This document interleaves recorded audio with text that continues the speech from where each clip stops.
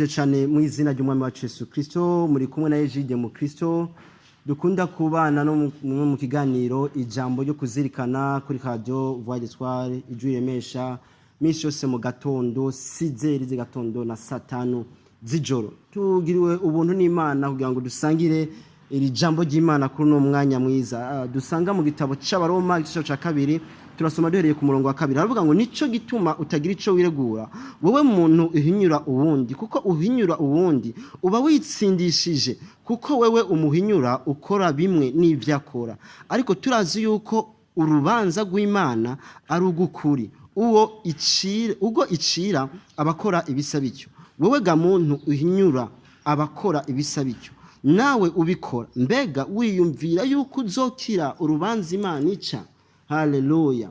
Mwiki gihe abantu turafise impwemu nyinshi mbi zitera zigatuma tugwanya abandi bantu mu kubanegura, ngo runaka mama we yambaye kuno, runaka agenda kuno, runaka akoze bino, runaka ameze kuno. Oya, ntitugomba gucira abantu urubanza, kuko biravuga ngo nimba uri kucira umuntu urubanza, nawe ubwawe uri ko wicira urubanza. Bibiliya ivuga ngo nta ugororoka nta numwe kireka uwogejwe n'amaraso ya Yesu Kristo. Kandi turabizi neza ko uyu muntu ariko acira urubanza ubundi mugenzi we, nawe nyene ubwiwe aba ariko yitsindisha. Bibiliya ikongera ivuga ngo urabira iki agatosi kari mu jisho rya mugenzi wawe, iwawe utabanje gukurayo ingiga iriyo. Birasigura ngo umuntu ariko agerageza gutosora uwundi ni kimenyamenya kingana n'ibice 100%, byerekana neza yuko uwo muntu afise agatosi muri we, ahubwo atari agatosi wiwe hariyo ipoto, ijya poto y'amatara marabona kari nini.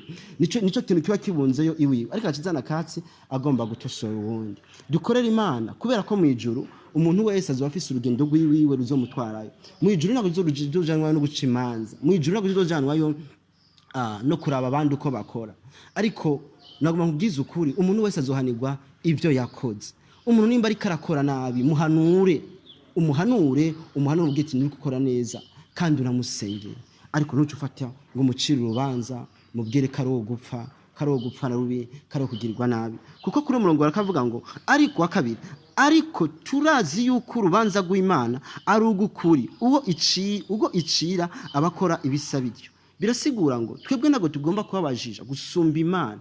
Imana wo mucamanza w'ukuri, umucamanza w'ukuri ni Yesu. Nigomba gucura urubanza rukwiranye rutandukanye n'ubwo abantu baca. Mwene datu ukuranyumviriza, ndakwifurije cyane kubaho ukorera Imana mukuri atabujyajya, kandi ukorera Imana utarabiye ku bandi, kuko ni wakora Imana urabiye ku bandi uzoba waguye, uzobuguye.